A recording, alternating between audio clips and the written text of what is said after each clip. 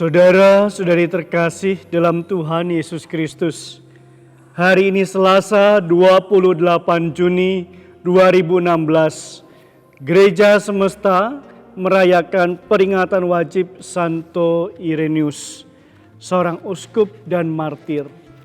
Bapak Ibu, Saudara, di awal hidup menggereja, hidup kekristenan awal, muncul begitu banyak ajaran-ajaran sesat, ajaran-ajaran bid'ah yang menentang ajaran iman gereja kita. Dan Santo Ireneus berjuang melawan ajaran sesat yang bernama Gnostik pada zaman itu. Saudara, itulah perjuangan gereja awal untuk pengajaran iman kepada orang-orang yang percaya. Tentu Bapak Ibu Saudara terkasih, di zaman ini tantangan dalam beriman kita bisa makin meluas dan makin banyak. Apalagi dengan kemajuan zaman, media sosial yang bisa menawarkan begitu banyak ajaran. Dan kalau kita tidak hati-hati dalam menerima berita dan membacanya, mungkin kita bisa akan tersesat dan bertentangan dengan ajaran iman gereja kita. Maka Bapak Ibu, Saudara saya terkasih, beranilah kritis terhadap bacaan atau informasi yang kita terima dari manapun.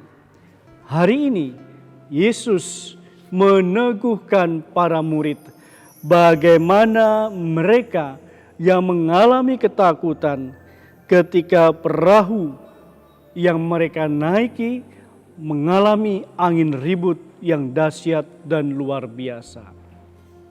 Bapak Ibu, Saudara terkasih, seruan para murid, "Tuhan, tolonglah kita binasa."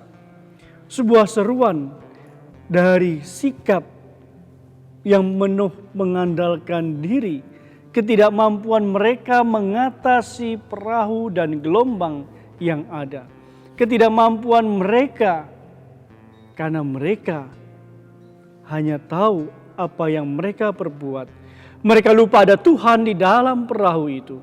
Mereka lupa bahwa ada pribadi yang agung yang mampu mengalahkan kekuatan angin ribut yang ada bersama mereka.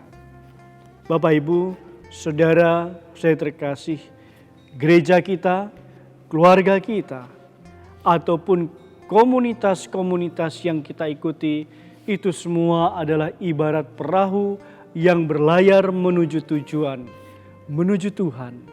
Dan tidak jarang keluarga, komunitas, ataupun gereja kita mengalami pasang surut badai gelombang di dalam hidup ini. Di dalam situasi seperti itu, beranikah dan maukah kita meletakkan kepercayaan kita, meletakkan penyerahan diri kita kepada Tuhan Yesus? Di dalam kerapuhan, kelemahan, dan ketidakberdayaan kita, kita mau mendengarkan Yesus yang berbicara, "Mengapa kalian takut, hai orang yang kurang percaya?" Mengapa kalian takut, hai orang yang kurang percaya? Saudara, saya terkasih, ternyata pertumbuhan fisik kita seringkali tidak sejalan, tidak selaras dengan kematangan emosi, kematangan jiwa, bahkan kematangan beriman dan rohani kita. Di sanalah kita perlu terus-menerus belajar agar kita tidak mudah diombang-ambingkan, digoncangkan oleh apapun.